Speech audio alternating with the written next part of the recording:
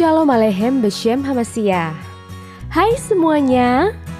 Akhirnya kita tiba pada minggu yang terakhir dalam masa puasa Prapaskah. Minggu yang kelima dan yang terakhir disebut Minggu Maria dari Mesir. Hari Jumat pada minggu ini merupakan hari terakhir puasa Prapaskah. Tapi tunggu dulu. Kita masih akan melanjutkan puasa selama seminggu ke depan ya, dalam masa Pekan Kudus. Minggu ini kita memperingati seorang jana suci bernama Maria. Ia hidup di abad kelima. Dulunya Maria adalah seorang wanita pendosa dan hidup secara amoral. Alkisah, ketika Maria berumur 12 tahun, dia meninggalkan rumah orang tuanya dan pergi ke Alexandria. Di sana ia hidup dengan menjual tubuhnya kepada para laki-laki. Suatu hari dia melihat rombongan orang berlayar dengan kapal-kapal. Dia bertanya kemana mereka hendak pergi.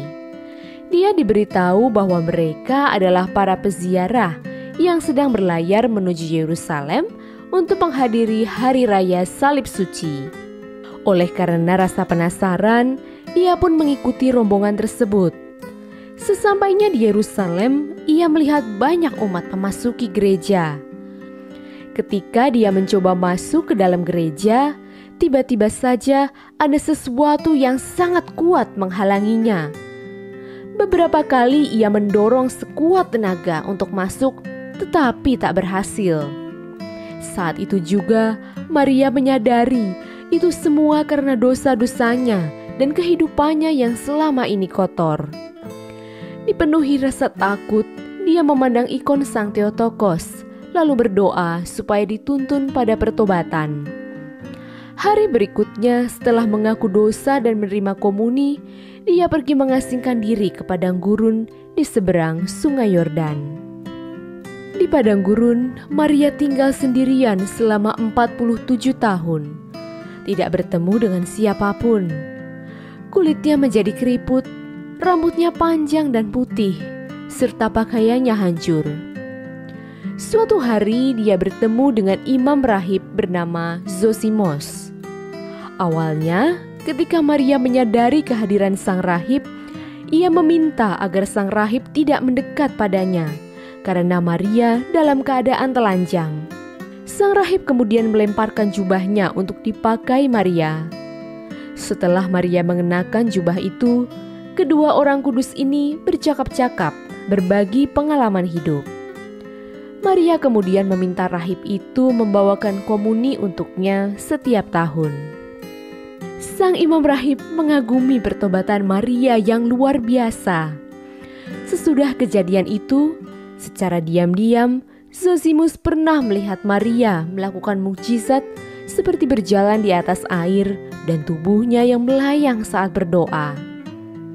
Suatu hari ketika genap saat Zosimos kembali kepada Maria, betapa terkejutnya ia menemukan Maria telah meninggal dalam damai. Tangannya bersilang di dadanya dan wajahnya penuh kedamaian.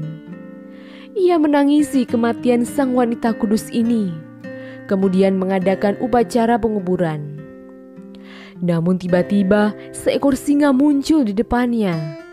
Singa ini membantunya menguburkan tubuh Maria dan kemudian berlalu ke padang gurun. Menyaksikan mukjizat ini, rahib Zosimos bersuka cita dan memuliakan Allah. Kisah ini kemudian tersebar dan dibukukan oleh seorang patriark dari Yerusalem. Maria adalah teladan yang tepat dalam pertobatan. Dari kisah hidupnya kita belajar bahwa sebesar apapun dosa manusia, jika ia bertobat dengan sungguh dan mengejar kekudusan di dalam iman akan Kristus, ia dapat menjadi orang kudus. Sebab kita semua dipanggil menjadi orang kudus. Seperti dikatakan dalam 1 Korintus 1 ayat 2, yaitu mereka yang dikuduskan dalam Kristus Yesus dan yang dipanggil menjadi orang-orang kudus. Melalui masa puasa ini, kita diajak meneladani Maria untuk bertobat dan mempersembahkan hidup bagi Tuhan. Jana suci Maria dari Mesir, berdoalah bagi kami orang berdosa ini. God bless you.